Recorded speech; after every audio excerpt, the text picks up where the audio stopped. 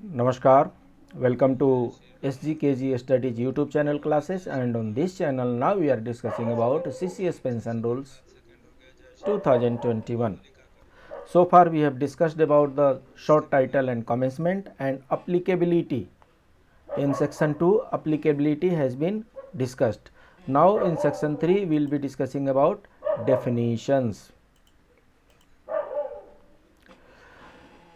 So definition is given in section rule number 3. First definition is related to accounts officer. Accounts officer means an officer, whatever his official designation, who maintains the accounts of a ministry, department or office of the central government or union territory. कहने का मतलब कि accounts अफसर का चाहे जो नाम रख लीजिए, अकाउंट्स अफसर का चाहे जो नाम रखना है रख लीजिए, जो नाम रखा जाता हो ठीक है, बट अगर उनकी ड्यूटी यह है कि ही मेंटेन्स द अकाउंट्स, अगर वो अकाउंट्स को मेंटेन करते हैं, चाहे वो मिनिस्ट्री में हो, डिपार्टमेंट में हो, ऑफिस में हो, and includes accountant general who is interested with the function of the maintaining the account or part of account of the central government or union territory. So वे सारे ऑफिसर्स जो लोग involved हैं in maintaining the accounts of that department, that ministry, that office, they all are accounts officer, and accounts officer includes accountant general also. ठीक है, accounts अफसर वे होते हैं, चाहे उनका नाम डीडीओ रख लीजिए, चाहे उनका नाम पेइंग अफसर रख लीजिए, चाहे उनका नाम फाइनेंस अफसर, जिसको जो नाम आप डिपार्टमेंट में चलता है चले, बट अगर उनका काम है अकाउंट्स बुक को मेंटेन करना, who maintains the accounts of ministry, of department, of office of central government और यूनियन टेरिटोरी, ये सब अकाउंट्स अफसर के डेफिनेशन में आते हैं. And for MCQ point of view से मोस्ट इंपॉर्टेंट, अकाउंट्स अफसर includes accountant general also. B 3B allotee. Allotee means a government servant to whom government accommodation has been allotted on payment of license fee or otherwise. सो जिनको भी government accommodation allot किया गया है उनको allottee के नाम से हम इस रूल बुक में जानेंगे. Average emoluments. Average emoluments means average emoluments as determined in accordance with rule 32. So average emoluments को हमें समझने के लिए रूल 32 समझना पड़ेगा in due course of action. जब हम रूल 32 की चर्चा करेंगे वहाँ पर इसको हम फिर से देखेंगे. डी जो है भविष्य है, नोट कीजिए सेक्शन 3 का डी भविष्य. भविष्य means an online system for sanction of retirement benefits and tracking of sanction and payment of pension by government servant and the authorities concerned with sanction of the pension and through the government servant. So भविष्य क्या है? एक online system है, एक online system है जो जितने भी रिटायरमेंट बेनिफिट हैं वो वहाँ पर अपलोड किए जाते हैं, वहीं पर सेंक्शन किए जाते हैं, वहाँ से ट्रैकिंग की जा सकती है, और जितने भी उसमें प्रॉब्लम हैं पेंशन से रिलेटेड वो सारे चीज़ें वहाँ पर दी जा सकती है. इससे क्या हो जाएगा? स्पीड बढ़ गया है, एक्यूरेसी बढ़ गई है, और ट्रांसपेरेंसी बढ़ गई है, अकाउंटेबिलिटी बढ़ गई है. So speed, accuracy and accountability, जहाँ भी भविष्य आएगा वहाँ पर 3 चीज़ ध्यान में रखना है. इससे स्पीड बढ़ गई है, एक्यूरेसी बढ़ गई है, एंड अकाउंटेबिलिटी बढ़ गई है. Child. Child means a son or daughter of the government servant who is eligible to receive death gratuity under Rule 45 or family pension under Rule 50, and the expression children shall be construed accordingly. So child का मतलब यहाँ पर government servant के बच्चों की बात हो रही है. इन बच्चों के फर्दर जो राइट्स हैं वो रूल 45 में हम डिस्कस करेंगे, फैमिली पेंशन का रूल 50 में डिस्कस करेंगे. उसके बाद से dearness relief. Dearness relief means dearness relief on pension and family pension as specified in rule 52. ऐसा होता है जो गवर्नमेंट सर्वेंट जो सर्विंग है, जो सर्विंग गवर्नमेंट सर्वेंट है, उनको डियरनेस अलाउंसेज मिलते हैं. डीए मिलता है, डीए को फुल फॉर्म में डियरनेस अलाउंस कहते हैं. सो जितने गवर्नमेंट सर्वेंट सर्विंग हैं उनको डियरनेस अलाउंस मिलता है. और जो रिटायर्ड हो गए हैं, जो पेंशनेबल सर्विस, जो पेंशनेबल अभी हैं, जो पेंशन ले रहे हैं, उनके पेंशन पर पैरेलली सेम अमाउंट का जो डियरनेस अलाउंसेस दिया जाता है, उसको डियरनेस अलाउंसेस न कहकर डियरनेस रिलीफ कहा जाता है। सेम अमाउंट है, 4% डीए बढ़ रहा है जनवरी 2023 से, तो डीए जो बढ़ रहा है, डियरनेस अलाउंसेज, ये सर्विंग पर्सन के लिए बढ़ रहा है, और 4% डियरनेस रिलीफ बढ़ रहा है पेंशनर्स के लिए। वो अमाउंट सेम है, बस नोमेनक्लेचर चेंज हो जाता है। सर्विंग पर्सनल को डियरनेस अलाउंसेज मिलते हैं और रिटायर्ड पर्सन्स को डियरनेस रिलीफ मिलते हैं। जी, defence service means services under the government of India in the ministry of defence including defence account department paid out of the civil estimate of ministry. So defense services means government of India, Ministry of Defense including the defense account departments। Defence service का यहाँ पर meaning जो लिया गया है वो ministry of defence में और इंक्लूडिंग डिफेंस अकाउंट्स डिपार्टमेंट को लेकर के इसको डिफेंस सर्विस माना गया है। यहाँ पर क्लियरली लिखा है paid out of the civil estimates of ministry of defence and not subject to air force act, army act, navy act. यहाँ पर डिफेंस सर्विस को में इसको इंक्लूड नहीं किया गया, इसको मिनिस्ट्री में जो लोग डिफेंस सर्विस में काम करते हैं उनको इसमें इंक्लूड किया गया है। Emolument means emolument as defined in rule number 31। Family pension means family pension admissible under rule 50 but does not include dearness relief. ठीक है, सो फैमिली पेंशन में डियरनेस रिलीफ नहीं आता, ऐसा यहाँ पर इंडिकेशन आ रहा है। फाइनल हम कंक्लूजन पर पहुँचेंगे जब रूल 50 पढ़ेंगे। Foreign service means service in which a government servant receives his pay with the sanction of the government from any source other than the consolidated fund of the India and consolidated fund of A state. और यहाँ पर बहुत लंबी चौड़ी लिखी हुई है। Foreign service का मतलब ये होता है कि other than serving in any department other than the department for which you are appointed. Serving in other department is known as foreign service. So जिन्होंने सब्सक्राइब नहीं किया है वे सब्सक्राइब कर दें, लाइक करें, शेयर करें, कमेंट करें। और हाँ, CCS क्लासेस का एक व्हाट्सएप ग्रुप है, उस व्हाट्सएप ग्रुप का लिंक हम इसमें डाल दिए हैं, डिस्क्रिप्शन बॉक्स में उसका लिंक डाला हुआ है। जिनको भी CCS classes, CCS rules classes का व्हाट्सएप ग्रुप ज्वाइन करना है, वे उसको टच करके उस ग्रुप को ज्वाइन कर सकते हैं। उसमें हम नेसेसरी अपडेट्स इंस्टेंटली डालते रहते हैं। इसके बाद से form means form appended in these rules. So हमने देखा था कि 13 फॉर्म्स इसमें इंक्लूड किए हुए हैं। सो उन 13 फॉर्म्स को ही यहाँ पर फॉर्म कहा जा रहा है। Format means a format appended in these rules. 13 formats भी इस रूल बुक में अपेंड किया गया है, उनको हम फॉर्मेट कहेंगे। Government means the central government. Very important question. यहाँ पर ये ध्यान रखना MCQ पॉइंट ऑफ व्यू से, जब वो पूछेंगे कि government means in CCS pension rule, government means central government, state government, central and state both government, confusion हो जाएगा।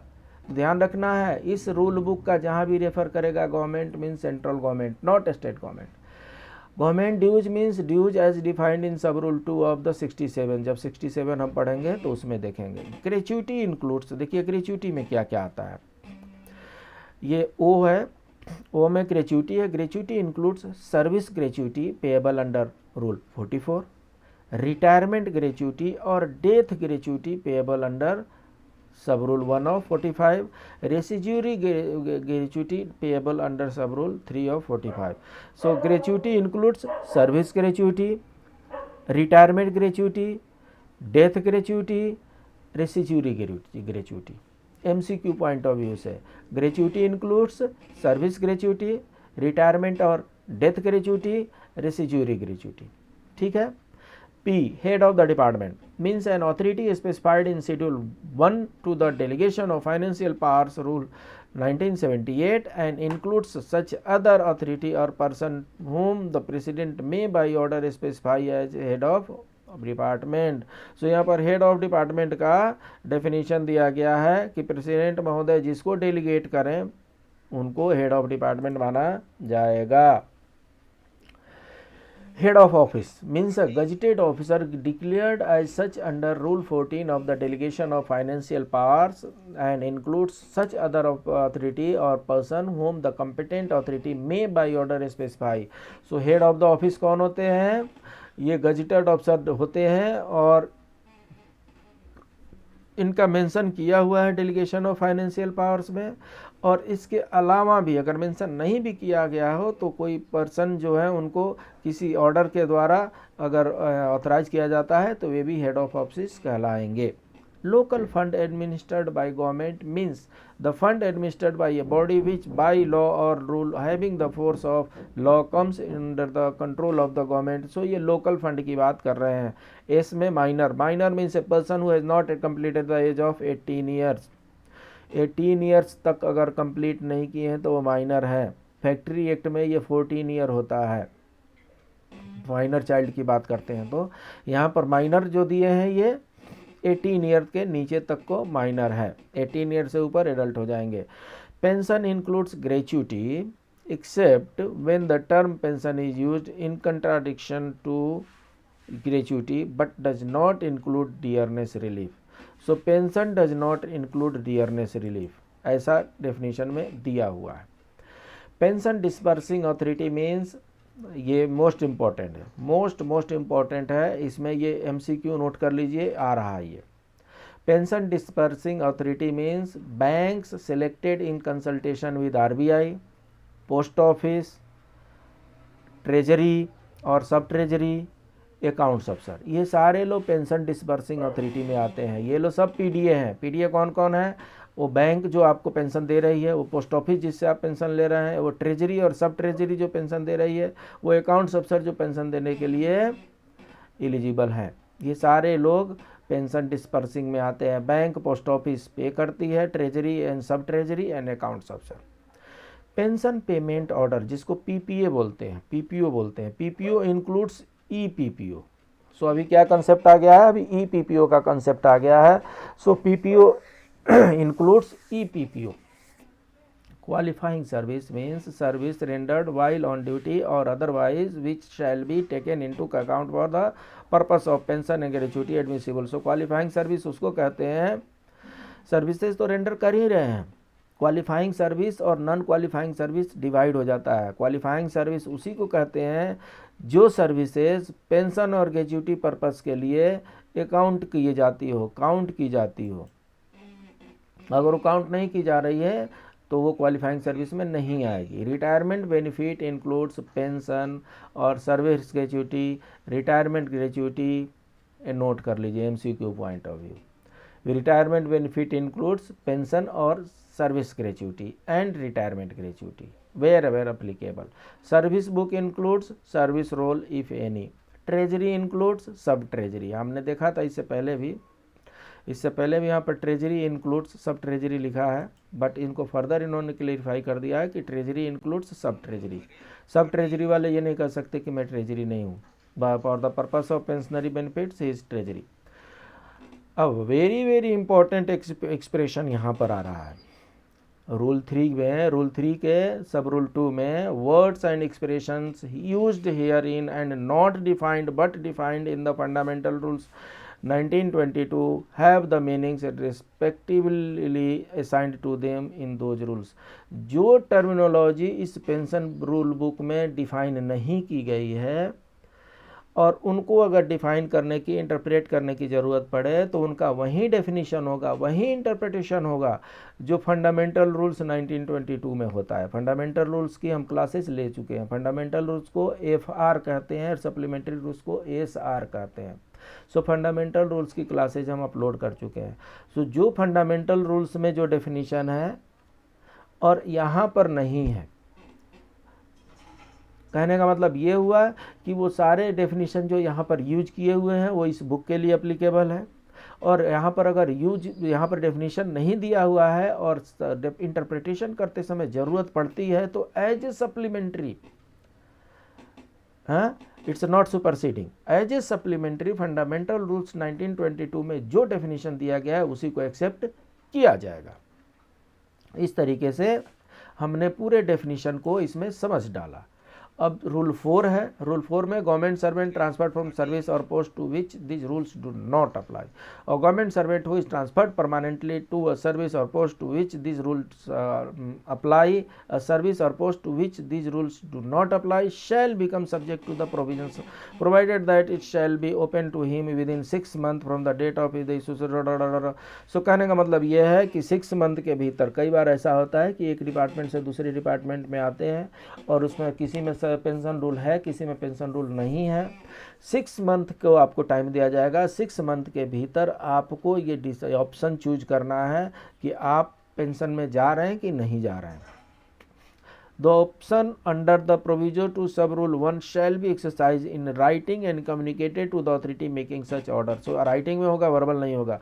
The option 1 exercise shall be final. एक बार आपने कह दिया हमें ज्वाइन कर रहे हैं तो ज्वाइन कर रहे हैं, नहीं कर रहे हैं तो नहीं कर रहे हैं, इसको दोबारा चेंज नहीं कर सकते हैं। This option 1 exercise shall be final.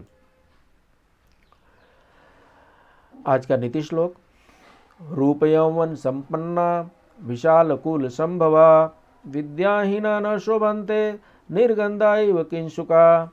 जो विद्या विहीन है वे यदि रूप और यौवन से संपन्न हो तथा उच्च कुल में उत्पन्न भी हुए हों तो भी गंधहीन टेसु के फूल की समान शोभा नहीं पाते। आपने टेसु के फूल देखे हैं? टेसु के फूल को जंगल की आग के नाम से जाना जाता है, क्योंकि टेसु के फूल बड़ी सुंदर देखने में लाल लाल रंग के लगते हैं।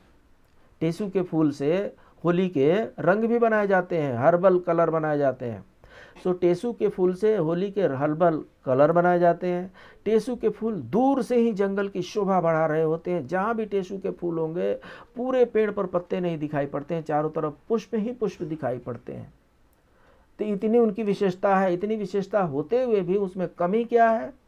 उसमें कमी ये है कि टेसु के फूल में खुशबू नहीं होती, गुड स्मेल नहीं होता, न्यूट्रल होता है। और जिस पुष्प में खुशबू नहीं होती उसको हम देवता को नहीं चढ़ाते। हम देवी देवता को वही पुष्प चढ़ाते हैं जिसमें खुशबू होती है, जिसमें सुगंध होती है। जिसमें सुगंध नहीं होती उस फूल को, उस पुष्प को हम देवी देवता को नहीं चढ़ाते हैं, कुछ अपवाद हो सकते हैं। तो यहाँ पर यह कहा जा रहा है कि जिस तरीके से टेसु के फूल इतने सुंदर होते हुए भी, इतने काम में आने वाले होते हुए भी सुगंध न होने के कारण शोभा नहीं पाते हैं, उसी तरीके से रूप और यौवन से संपन्न होते हुए भी और उच्च कुल में उत्पन्न होने के बावजूद भी यदि विद्याहीन है तो वो उसको समाज में शोभा नहीं पाता। कहने का मतलब ये है कि यदि तुलना की जाए कि रूप अच्छा है, कि यौवन अच्छा है, कि संपन्न अच्छा है, कि उच्च कुल में उत्पन्न होना अच्छा है, या विद्यावान होना अच्छा है, तो विद्यावान होना इसमें सर्वोत्तम है। क्योंकि बाकी सबके अपने पीरियड हो सकते हैं, टाइमिंग हो सकते हैं। विद्या जो होती है वो चिरकाल तक आपके पास संरक्षित रहती है और आपका संरक्षण करती है। इसलिए सही ही कहा गया है कि जिस तरीके से टेसु इतने सुंदर होते हुए भी बिना सुगंध के होते हैं और इसलिए शोभा नहीं पाते हैं, उसी तरीके से यदि कोई पुरुष रूप और यौवन से संपन्न हो, उच्च कुल में उत्पन्न हो, तो भी वे शोभा नहीं पाते अगर वे विद्याहीन हैं। इसलिए विद्यावान बनना सीखिए। जिन्होंने सब्सक्राइब कर रखा है उनको बहुत बहुत धन्यवाद। जिन्होंने सब्सक्राइब नहीं कर रखा है सब्सक्राइब करें। और हाँ, डिस्क्रिप्शन बॉक्स में CCS रूल्स क्लासेस का व्हाट्सएप लिंक दिया हुआ है। जो लोग व्हाट्सएप लिंक ज्वाइन करना चाहते हैं उसको टच करके व्हाट्सएप लिंक ज्वाइन कर सकते हैं। डिस्क्लेमर ये है कि in case of any variance in this training material the government guidelines rules